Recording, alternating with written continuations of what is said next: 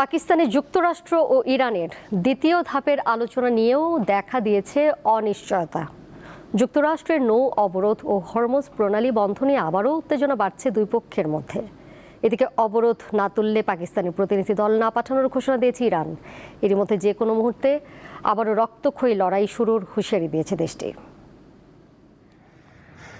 ইসলামাবাদে যুক্তরাষ্ট্র ও ইরানের প্রথম ধাপের শান্তি আলোচনা ভেস্তে যাওয়ার পর এখন দ্বিতীয় ধাপের আলোচনার জন্য চলছে তোড়জোড়। আগামী শুক্রবারের আগেই আলোচনা হতে পারে বলে জানিয়েছে পাকিস্তানের দুটি সূত্র। তবে এই আলোচনা নিয়ে রয়েছে অনিশ্চয়তা। যুদ্ধবিরতির মেয়াদ বৃদ্ধি এবং স্থায়ী সমাধানের বিষয়ে ঘোর অনিশ্চয়তার মাঝেই কথার যুদ্ধ চালাচ্ছে দুই পক্ষ। যুদ্ধ পুনরায় শুরু হবে কিনা তা নিয়ে কোনো ঘোষণা না এলেও যুক্তরাষ্ট্র ও ইরানের দ্বন্দ্ব বাড়ছে সংঘাতের আশঙ্কাও। যুক্তরাষ্ট্রের নৌ অবরোধ প্রত্যাহার না করা পর্যন্ত হরমুজ প্রণালী পুরোপুরি বন্ধ রাখার ঘোষণা দিয়েছে আইআরজিসি।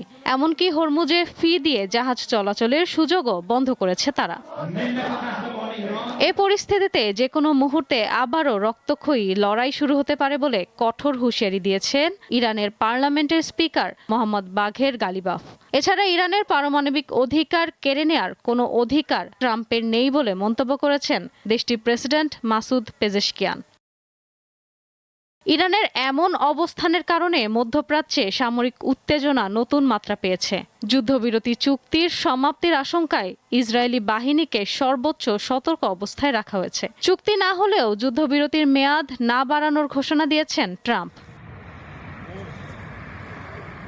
বিশ্লেষকরা বলছেন ইরান যে কোনো বিকল্প পরিস্থিতির জন্য নিজেদের প্রস্তুত রাখছে। ফলে কোনো সমাধান না এলে নির্ধারিত সময় শেষ হওয়ার পরপরই মধ্যপ্রাচ্যের আকাশ আবারও বারুদের গন্ধে ভারী হয়ে ওঠার আশঙ্কা দেখা দিয়েছে। ইশরাত সুমা, দীপ্ত বার্তা কক্ষ।